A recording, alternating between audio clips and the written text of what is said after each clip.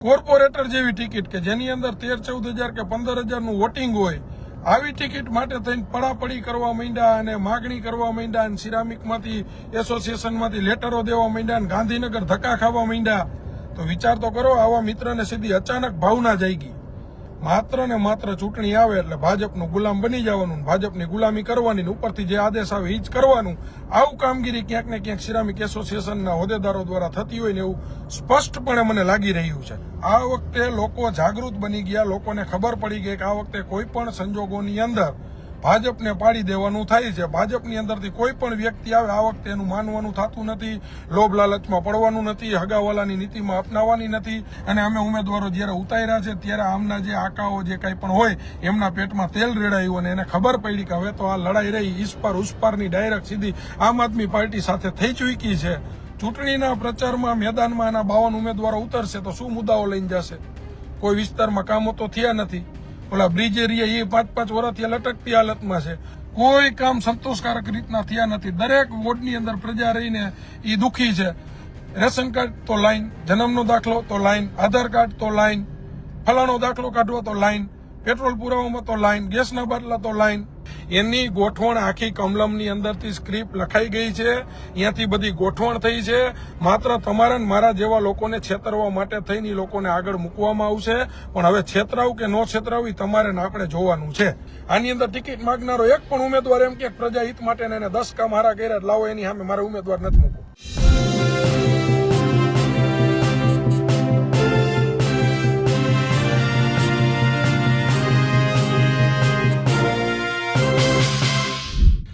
સ્થાનિક સ્વરાજની ચૂંટણીઓમાં મોરબી હવે ધીમે ધીમે મહત્વપૂર્ણ કેન્દ્ર બની રહી છે.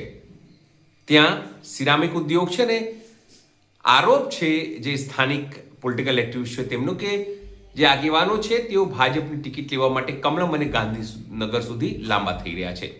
પણ સવાલ એ છે કે તેમને ટિકિટ નથી મળી રહી અને તેઓ બેઠકો કરી રહ્યા છે. એટલે કે રાજકારણમાં ગરમાવો આવી રહ્યા છે. કોના ઈશારે? એક મોટો સવાલ છે. નમસ્કાર, હું છું ચિંતામણી પુતણી પટેલ. સ્વાગત છે આપનો અમારા કાર્યક્રમમાં. પોલિટિકલ એક્ટિવિસ્ટ છે પંકજ રણસરિયા. તો આ વાત કઈ છે આવો સાંભળીએ. તેઓ ભાજપને લઈને જે સ્થાનિક આગેવાનો જે છે તે શું કરી રહ્યા છે, શું ભાજપનો વિરોધ કરશે, તેમની સામે રહેશે, તેની સાથે રહેશે, તે એક મોટો સવાલ છે. સાંભળીએ પંકજ રણસરિયા શું કહી રહ્યા છે. આની અંદર હકીકતમાં દેખાડવાના અલગ અને ચાવવાના અલગ એવી રીતની વાત છે. જ્યાં સુધી મને જાણવા મળ્યું છે ને ત્યાં સુધી, એટલે વધુ ને વધુ મિત્ર પેલા ફટાફટ છે ને જોડાવાનું કરો એટલે આપણે આમાં ખ્યાલ પડે. હમણાં જે મનોજભાઈએ જે વાત કરી હતી ને 100% સાચી હતી. બરાબર, એ જ પ્રમાણે યુવાનોને આગળ આવવું પડે એમ છે. અને મનોજભાઈ પન્નારાની વાત કરું છું, એમને જે ચર્ચા કરી હતી એ બહુ વ્યવસ્થિત હતી ને મુદ્દાસરની ચર્ચા હતી. યુવાનોને આગળ પણ આવવું પડે એવી રીતની વાત હતી. પણ આજ આપણે સિરામિક એસોસિએશનના હોદ્દેદારો જે ટિકિટ માંગવા માટે થઈ અને ગાંધીનગર સુધી જે ધક્કા ખાવા માંડ્યા, તો એમનામાં અચાનક જ મોરબીના હિત માટેની કે મોરબીનું કંઈક સારું કરવાની સીધી ભાવના કેવી રીતે જાગી. બરાબર. અને આ જે શિસ્ત કહી શકાય કે શિસ્ત સમિતિમાં માનતી જે પાર્ટી રહી કે જેની ઉપરથી જ ટિકિટ નક્કી કરે.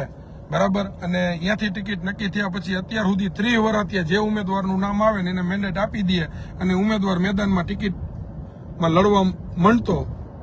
બરાબર, એ વિસ્તારમાં લડવા માંડતો. અને હમણાં થયા આ જ વખત થયા પોતાના વિસ્તારની અંદર ટિકિટ માંગવામાં વિરોધો દેખાડવા માંડ્યા, તાલુકાની ટિકિટોની અંદર પોતાના પ્રદર્શનો દેખાડવા માંડ્યા. આની પાછળ એક મોટો બધો એજન્ડા કામ કરે છે, હું જ્યાં સુધી વિચાર્યું છે ત્યાં સુધી. અને જો કદાચ લોકો જે રહ્યા, બરાબર છે, એ કદાચ આટલા જાગૃત થયા હોય અને હવે ખુલ્લીને બોલવાનું ચાલુ કરવા માંડ્યા હોય, ખુલ્લીને માગવા માંડ્યા હોય, ખુલ્લીને કહેવા માંડ્યા હોય તો બહુ સારી વાત કહેવાય. કારણ કે 30-35 વર્ષથી આનો આત્મા જાગ્યો નહોતો કે ભાઈ મારું નામ કેમ ન આવે, મારી ટિકિટ મને કેમ ન આપે. આ રીતના જે ભાજપના કાર્યકર્તાઓ જે નિષ્ઠાવાન લોકો એનો આત્મા નહોતો જાગ્યો. પણ આ વખતે અચાનક જ ફૂંફાડા મારીને જાગવા પાછળનું કારણ શું? તો આપણે મેઇન મુદ્દા ઉપર આવી મિત્ર. આજે જે હમણાંથી જે જોવામાં આવ્યું કે ભાઈ સિરામિકના હોદ્દેદારો ટિકિટ માંગવા માટે થઈને એ પાછી ધારાસભા કે લોકસભા નહીં હો, માત્ર ને માત્ર ખાલી કોર્પોરેટર જેવી ટિકિટ કે જેની અંદર 13-14 હજાર કે 15,000 વોટિંગ હોય, આવી ટિકિટ માટે થઈને પડાપડી કરવા માંડ્યા અને માગણી કરવા માંડ્યા અને સિરામિકમાંથી એસોસિએશનમાંથી લેટરો દેવા માંડ્યા અને ગાંધીનગર ધક્કા ખાવા માંડ્યા. તો વિચાર તો કરો, આવા મિત્રને સીધી અચાનક ભાવના જાગી. મોરબીની અંદર સિરામિક એસોસિએશન 25 થી 30 વર્ષ થયા. માત્ર ને માત્ર મને નથી લાગતું કે કોઈ સિરામિક રિલેટેડ કે સિરામિકની પ્રગતિ માટે કે સિરામિકના સારા ભવિષ્ય માટે કે સિરામિકના સારા કામ માટે પ્રગતિ કરતું એવું મને નથી લાગતું. માત્ર ને માત્ર ચૂંટણી આવે એટલે ભાજપનું ગુલામ બની જવાનું, ભાજપની ગુલામી કરવાની, ઉપરથી જે આદેશ આવે એ જ કરવાનું. આવું કામગીરી ક્યાંક ને ક્યાંક સિરામિક એસોસિએશનના હોદ્દેદારો દ્વારા થતી હોય ને એવું સ્પષ્ટપણે મને લાગી રહ્યું છે. અને મને કદાચ લાગતું હોય ને હું કદાચ ખોટું હોય તો કોમેન્ટ થકી મારા જે મિત્ર આ લાઈવ સાંભળવા વાળા હોય એ કોમેન્ટ કરીને મને કહેજો કે ના પંકજભાઈ હકીકત એમ નથી. અને આ સિરામિક એસોસિએશનના હોદ્દેદારોને જેને ટિકિટો જોઈ છે ને એ ખાસ ભાજપમાંથી, જો આ જ હોદ્દેદારો જે રહ્યા એ મોરબીની અંદર જ રહે છે, જાગૃત જ છે, સિરામિક ઇન્ડસ્ટ્રી સાથે સંકળાયેલા છે, એમને ખબર છે કે 30 વર્ષથી આ ભાજપની અંદર માત્ર ભ્રષ્ટાચાર સિવાય કાંઈ કામ થયું નથી.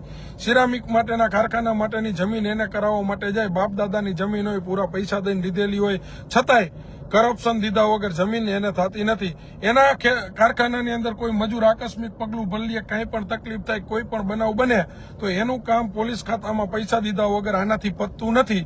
અને આ લોકોથી ડાયરેક્ટ સીધી અચાનક જ હજી તો એને જે ઓલી કોલગેસની જે ચોટલી હતી ને એ હાથમાં ચાલીને રાખી વર્ષો થયા. પેલા કોલગેસ હલાવવાની મંજૂરી આ સરકારે દીધી અને બંધ કરાવવા માટેની જે એનજીટી જે કંઈ પણ કહેવાય બરાબર છે, એને જે દંડ દીધો એ આ સરકારનો જ એક ભાગ હતો. એટલે વિચાર કરો તમે, આને ઓલા ભૂતની ચોટલી હાથમાં રાખી છે અને ઓલા ભૂત આવે હવારમાં આવીને એમ કે જી સાહેબ મારે શું કામ કરવાનું, એટલે ઓલો થાંભલો ખોડેલો હોય ને એટલે ઓલો ભૂતની ચોટલી જેની પાસે હોય ભૂતને એમ કહે કે ભાઈ તારે કાંઈ કરવાનું નથી, સવારથી થાંભલા ઉપર ચડી જવાનું, ઉતરી જવાનું, ચડી જવાનું, ઉતરી જવાનું, આ જ કામ કરવાનું. એટલે ઓલો ભૂત બિચારો શું કરે, એની ચોટલી તો આની પાસે હોય એટલે થાંભલે ચડવાનું, ઉતરવાનું, ચડવાનું, ઉતરવાનું કામ કરે. આ વખતે લોકો જાગૃત બની ગયા, લોકોને ખબર પડી ગઈ કે આ વખતે કોઈ પણ સંજોગોની અંદર ભાજપને પાડી દેવાનું થાય છે. ભાજપની અંદરથી કોઈ પણ વ્યક્તિ આવે આ વખતે એનું માનવાનું થતું નથી, લોભ લાલચમાં પડવાનું નથી, હગાવાલાની નીતિમાં અપનાવવાની નથી, હગાવાલાનું સાંભળવાનું નથી. આ વખતે માત્ર ને માત્ર પોતાના વિસ્તારની અંદર પરિવર્તન જોઈ આવું મક્કમ મન બનાવી લીધું ને ત્યારે ભાજપને ક્યાંક ને ક્યાંક પેટમાં તેલ રેડાણું. એને ખબર પડી કે જો લોકો આ વખતે પરિવર્તનના મૂળમાં છે, આમ આદમી પાર્ટી રહી દરેક વિસ્તારની અંદર પોતાના તાકાતવાળા ઉમેદવારો મૂકવા માંડી છે. અને ખાસ તો મોરબી જિલ્લાની અંદરથી વોર્ડ વાઇઝ વ્યવસ્થિત જ્ઞાતિ સમીકરણોને ધ્યાનમાં રાખી અને અમે ઉમેદવારો જ્યારે ઉતાર્યા છે ત્યારે આમના જે આકાઓ જે કંઈ પણ હોય એમના પેટમાં તેલ રેડાયું અને એને ખબર પડી કે હવે તો આ લડાઈ રહી ઈસપાર ઉસપારની ડાયરેક્ટ સીધી આમ આદમી પાર્ટી સાથે થઈ ચૂકી છે. બરાબર છે. અને પ્રજાએ પણ પરિવર્તનનું મૂળ બનાવી લીધું છે. શું કામ કે જ્યારે 2022 અમે લડ્યા અને જીતા ન હોવા છતાં પણ જે વિસ્તાર વાઇઝ મુલાકાતો લીધી, વિસ્તાર વાઇઝ કામ કર્યા, લોકોનો ભરોસો જીતા, લોકોનો પ્રેમ જીતા, લોકોની આશા જીતા અને ત્યારબાદ લોકોને અમે જાગૃત કર્યા, લોકોનો આત્મા જગાડ્યો અને લોકોને બોલતા કર્યા ને એટલે આ લોકોના પેટમાં તેલ રેડાણું. આ વખતે લોકો પાડી દેવાના મૂળમાં જ છે, કોઈ બોલવાના નથી. એટલે એને માત્ર ને માત્ર સિરામિકના ચહેરાઓને આગળ કર્યા હોય એવું મને લાગે છે. માત્ર ને માત્ર સિરામિકના એક બે ચહેરાઓને જે ઓલા વજીરની જેમ જે ઓલું ચેક દે ને એટલે વજીરની જેમ આગળ મૂકશે અને આખા 52 સીટ ઉપર શું કહેશે કે અમે સિરામિક વાળાઓને ટિકિટ દીધી અને હવે સિરામિક વાળાઓ આમ કરી નાખશે ને તેમ કરી નાખશે ને ઓલા રાઈતે ઓલા રમવા આવે આપણા વિસ્તારમાં કેમ બોલ કરે એવી રીતની વાતો ચાલુ કરી દે. તમે જોજો, અમારા શબ્દ યાદ રાખજો, અમારા વાક્ય યાદ રાખી લેજો. ચૂંટણીના પ્રચારમાં મેદાનમાં આના 52 ઉમેદવારો ઉતરશે તો શું મુદ્દાઓ લઈને જશે? કોઈ વિસ્તારમાં કામો તો થયા નથી. ઓલા બ્રિજ એરિયા એ 5-5 વર્ષથી લટકતી હાલતમાં છે. કોઈ એન્જિનિયર કામ રાખે, કોઈ જે રોડ બનાવવાનો કોઈ કોન્ટ્રાક્ટર કામ રાખે તો એ કોન્ટ્રાક્ટરની અંદર નકરો ભ્રષ્ટાચાર થાય છે. કોઈ કામ સંતોષકારક રીતના થયા નથી. દરેક વોર્ડની અંદર પ્રજા રહીને એ દુઃખી છે. રેશન કાર્ડ તો લાઈન, જન્મનો દાખલો તો લાઈન, આધાર કાર્ડ તો લાઈન, ફલાણો દાખલો કાઢવો તો લાઈન, પેટ્રોલ પુરાવામાં તો લાઈન, ગેસના બાટલા તો લાઈન. લાઈન હવે પ્રજાએ નક્કી કરી લીધું છે કે ભાજપના હોદ્દેદારો ઉમેદવારો આ વખતે જે મત માંગવા આવે ને એને આ જ લાઈનમાં ઉભા રાખી દેવાના થાય છે.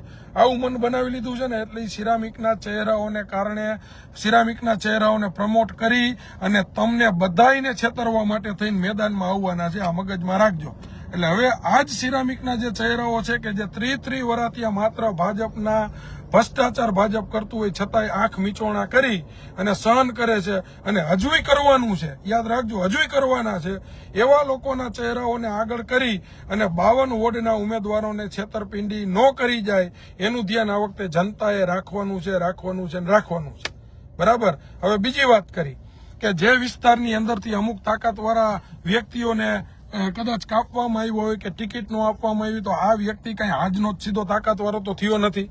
30 વર્ષથી કદાચ ભાજપમાં જોડાયેલો હોય તો વર્ષોથી તાકાતવાળો તો હતો જ, છતાં એને ટિકિટ નથી મળી. તો આ વખતે શું કામ ને વિસ્તાર વાઇઝ એવું ચાલુ કર્યું કે ભાઈ આજે તો ભેગા થવું. મેં આજે સાંભળ્યું વોર્ડ નંબર 8માં કંઈક ચિત્રકૂટમાં ભેગા થવાની વાત થઈ.